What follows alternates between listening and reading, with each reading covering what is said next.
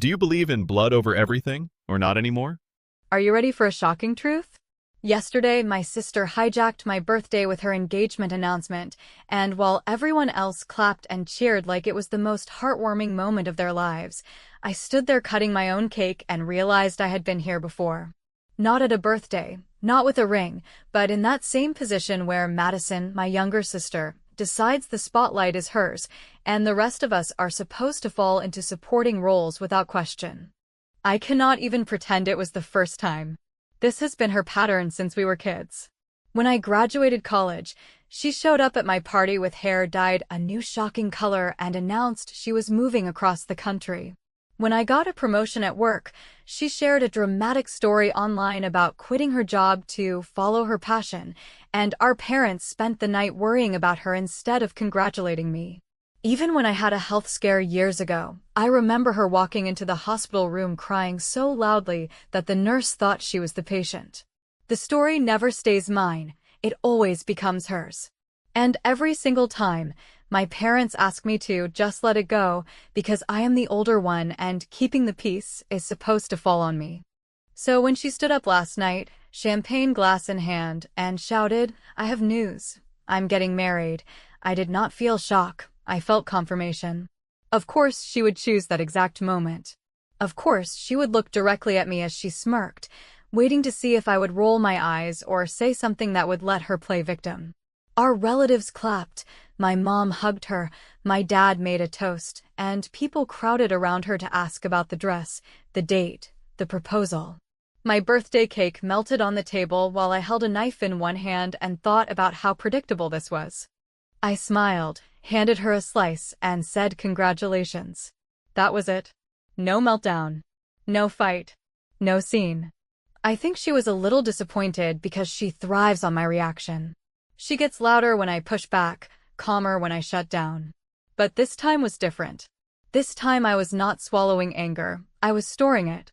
I was tired, and not in the dramatic way people say they are tired of their family. I was tired in the way you get after decades of carrying the quiet weight, the kind no one notices until you finally set it down. I left the party earlier than anyone expected.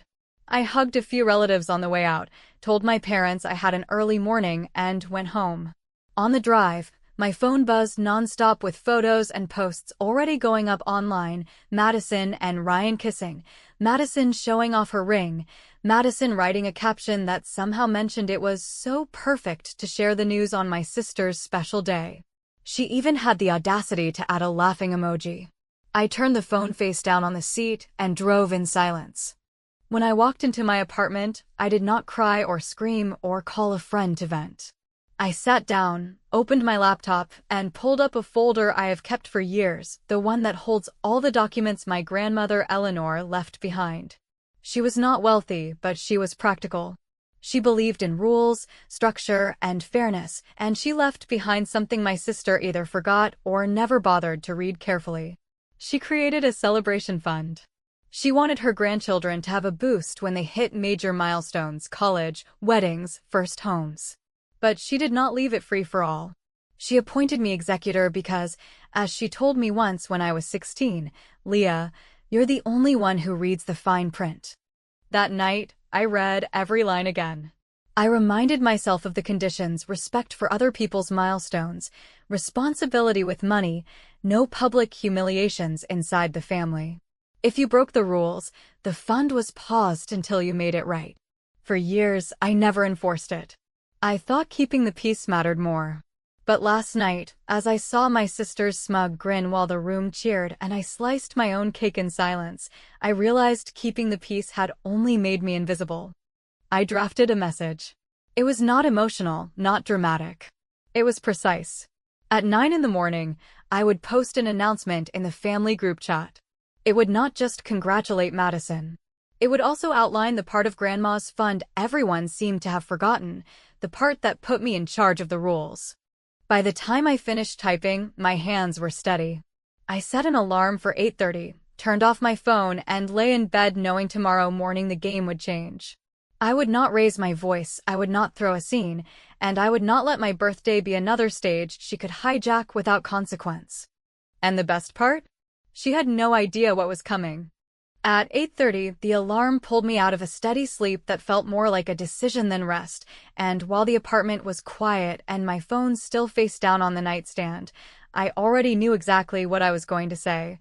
Because the message had not been born out of anger or a need to score points, but out of something older and heavier, the kind of weight you develop when you have been told for years to keep the peace while someone else writes the story. So I brewed coffee, opened the family group chat that had lit up all night with ring photos and exclamation marks, and I pasted the announcement I had written before bed. I started with congratulations that were plain and sincere so there could be no accusation that I was petty or jealous, and then I moved into the reason for my message, explaining that Grandma Eleanor, who loved structure more than speeches, left a celebration fund for her grandchildren with conditions she considered basic decency, and that she had appointed me as executor not because I am the oldest, but because I am the one who reads what people sign, stores what people forget, and upholds what people promise when there are no cameras, which meant that when a condition is ignored, the fund does not disappear. It pauses until respect is restored, because money attached to milestones is not a blank check, it is a vote of trust. I laid out the rules in the same simple language Grandma used when she went through them with me the year I turned 16, and I wrote them in full so there would be no creative interpretations later. Do not hijack another person's milestone with your own announcement. Do not carry unpaid personal debt older than 6 months if you want the fund to contribute to a party you cannot finance yourself, and do not shame family members publicly on social media, because once the internet has your dirty laundry, it stops being family business and becomes a show for strangers. Break any of those and the fund waits until you fix it, apologize for it, and show a plan that makes sense on paper. I said clearly that last night, when my birthday dinner became an engagement reveal, a pause was triggered, not to punish love or celebration, but to keep the rules true for everyone, myself included, and I also said that a pause is not a ban. That there is a path back that requires a straightforward apology to me and to the family thread, a commitment to stop using my name to negotiate with vendors, and a written budget that matches actual income, so we are not sponsoring a spectacle while bills go unpaid, because the point of Grandma's fund was to help people start a life, not to feed a spotlight. The typing dots appeared almost immediately in a dozen little bubbles, and for a moment the screen turned into a strobe of half-finished reactions. My mother writing that I was being dramatic, then deleting it. My father composing a paragraph about unity and then replacing it with a line about talking later. A couple of aunts adding heart reactions and then pulling them back like the interface might tattle. But the first full message came from Madison, who skipped greetings and wrote that I was controlling, jealous, and obsessed with rules because rules are the only way I can feel important, and I let the words sit there without answering while I took a long breath and reminded myself that when a person has always gotten their way by being louder, silence can feel like humiliation, which is not my goal, but I am not here to manage her feelings either. Then, unexpectedly, Ryan messaged me privately, and the tone was different, careful, almost embarrassed, as he said he had not known anything about a fund or conditions, that he had grown up in a family where money either came with no strings and then ran out, or came with strings that were really ropes, and he asked me to send him the exact steps to make things right because he did not want to start his future with a war in the family chat. So I forwarded the checklist I keep in a folder on my drive: apology, removal of any public posts that target a family member, written budget, and a confirmation that no vendor would be approached in my name. And he thanked me in a way that sounded like a grown man trying to take responsibility without stepping on a mine. In the main thread, my mother finally sent a message that said we should celebrate love first and sort out rules later, which is exactly how we got here every time, and my father followed with a careful sentence about how Grandma would have wanted everyone to get along. So I wrote back that Grandma wanted fairness more than she wanted noise, and that she made me a promise years ago I am keeping now, which is that feelings are valid, but money is math, and if the math breaks, the feelings will follow. So the pause stands until the steps are met, and if they are met, I will advocate for a full grant, because I am not trying to sabotage anything, I am trying to protect a principle that keeps all of us honest. Madison called me then, not texting but calling, and when I answered, she launched into a breathless string of accusations about how I had waited for my moment to embarrass her, how I had always been threatened by her energy, how I could not stand that people liked her more, and I let her run for a minute before telling her in an even voice that if she wanted money from a fund with rules, she would follow the rules, and if she did not, she was free to plan a wedding without the fund and I would still attend as her sister, but I would not finance a pattern that has made me invisible for years, after which she hung up with a sharp goodbye that sounded like a door slam. I put the phone face down again and typed one more sentence into the family chat because I had promised myself clarity, not drama, and I wrote that there would be a second announcement at noon regarding a venue date that concerns both of our plans, that I would share all relevant documents so there would be no confusion about who held what and why, and that my intention was fairness, not punishment, provided the steps are met quickly. The dots flickered again, a storm gathering in miniature on a glass screen, and I closed my laptop because there was nothing more to explain until noon, and while the house was quiet and the clock moved toward that hour, I realized that for the first time in years I was not bracing for the next stunt or the next plea to be the bigger person. I had already been the bigger person, and now I was finally being the person in charge, which, in this family, is the only way anything actually changes.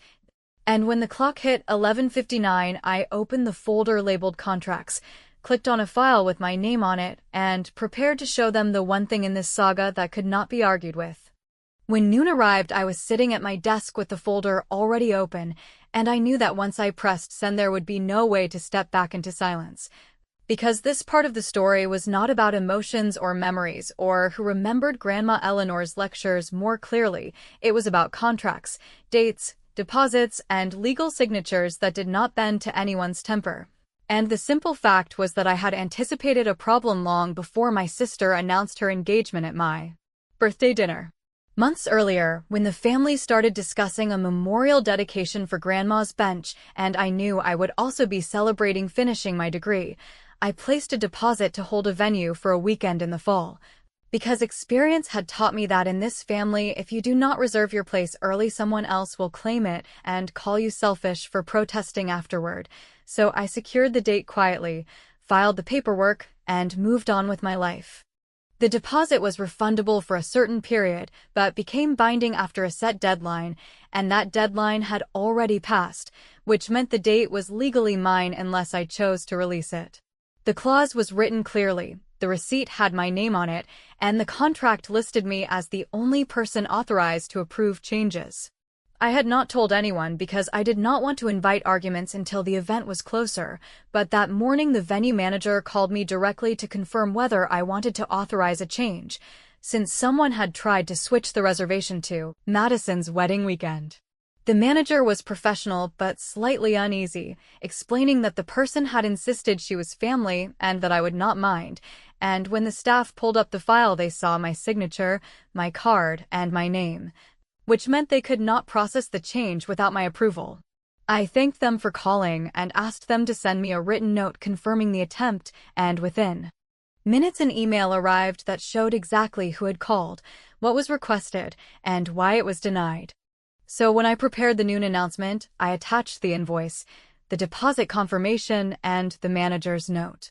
I did not write a long speech. I did not insult anyone. I simply stated that the weekend was reserved under my name for a combined graduation celebration and memorial dedication, that any attempt to alter it without my approval would not succeed, and that if my sister wished to use the same weekend, she would need to meet the conditions previously outlined, including removing the smear on social media, apologizing, and presenting a plan that showed she could handle the responsibilities attached to the fund.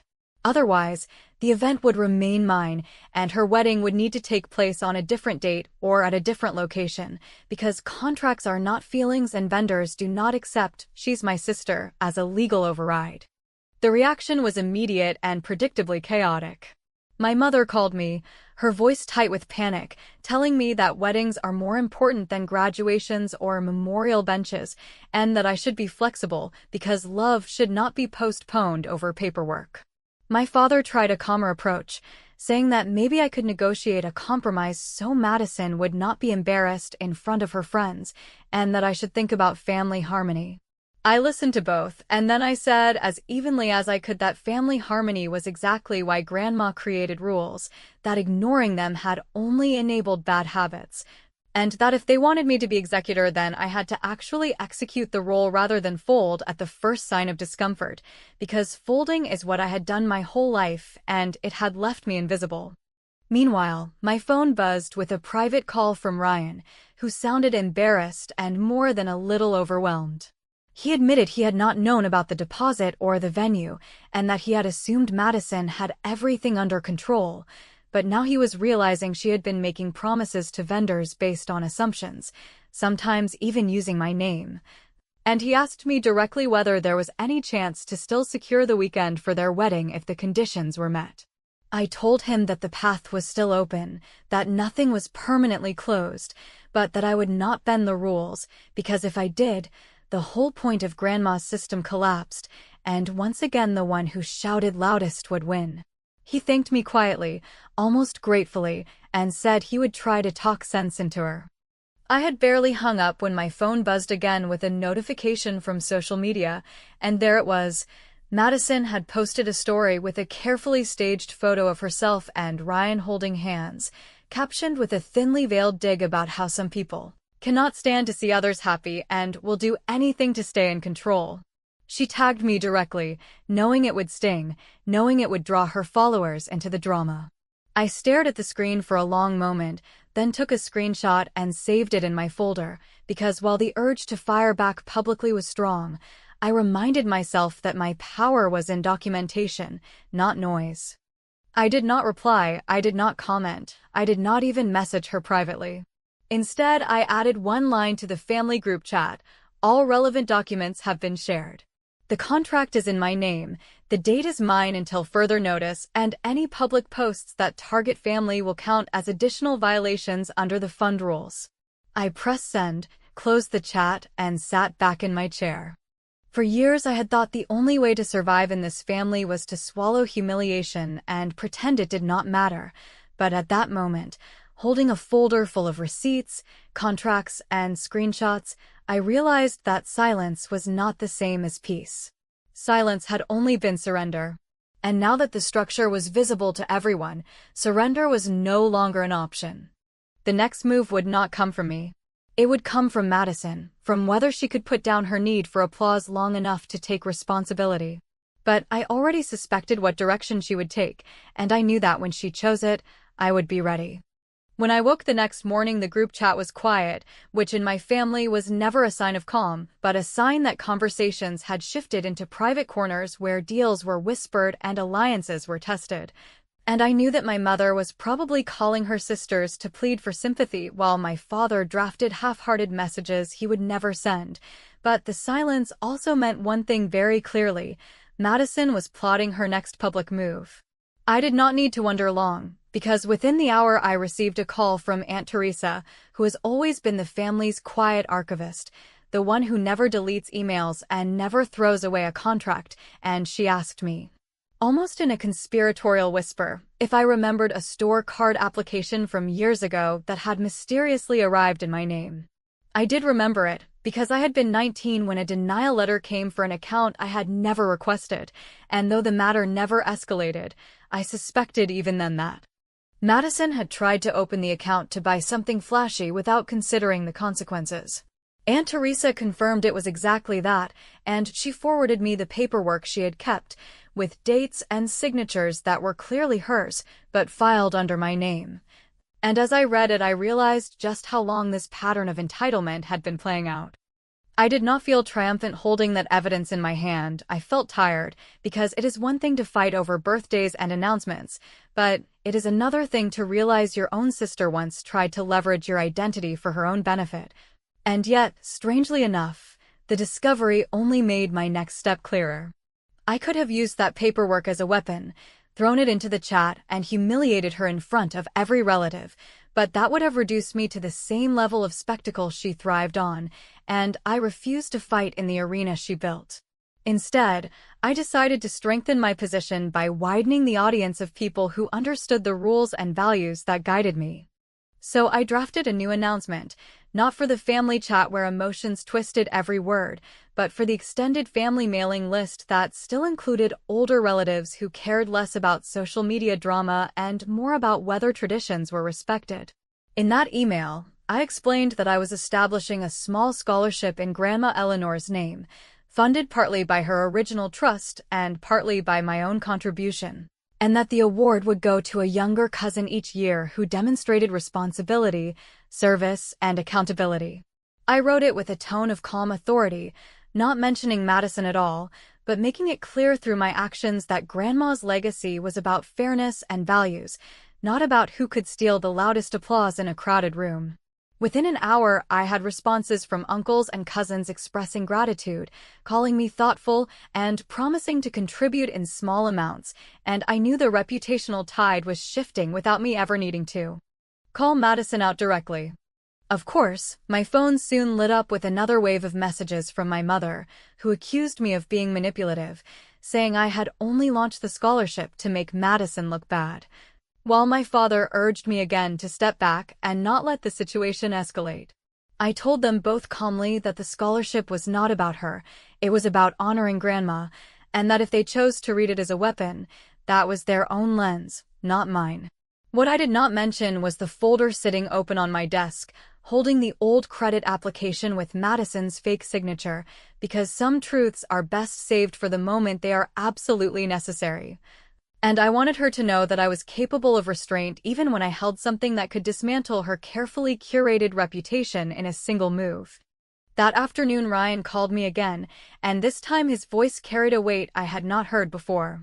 He told me he had asked Madison to take down the social media post that smeared me, explaining to her that her drama might look cute to followers, but it was poisoning the very support she needed to make their wedding possible.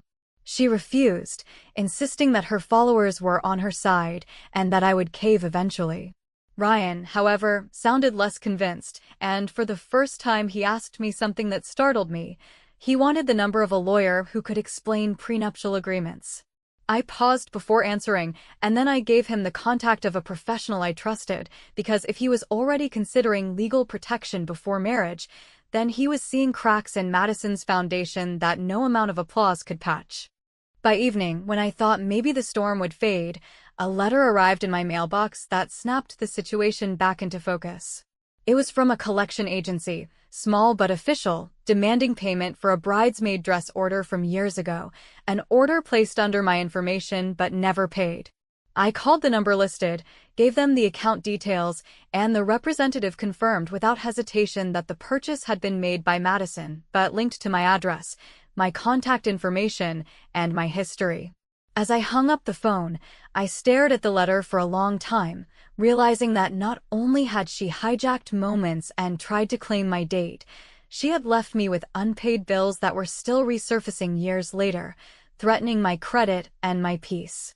I sat at the table with the letter in one hand and my laptop open to the family email in the other, and I thought about what justice really looked like, because justice was not about shouting louder or calling her names. It was about exposing patterns without destroying people, and holding someone accountable without turning yourself into the villain. My choice was clear. I would not blast the evidence online, I would not reduce myself to spectacle, but I would craft one last message for the family that set boundaries so unmistakably clear that no one could claim confusion. And I would make sure that every word was backed by proof. The cliff edge had been reached, and now the only question was how far she was willing to fall before she realized that this time I was not the sister who would be quiet, not the sister who would fold, and not the sister who could be erased with a smirk.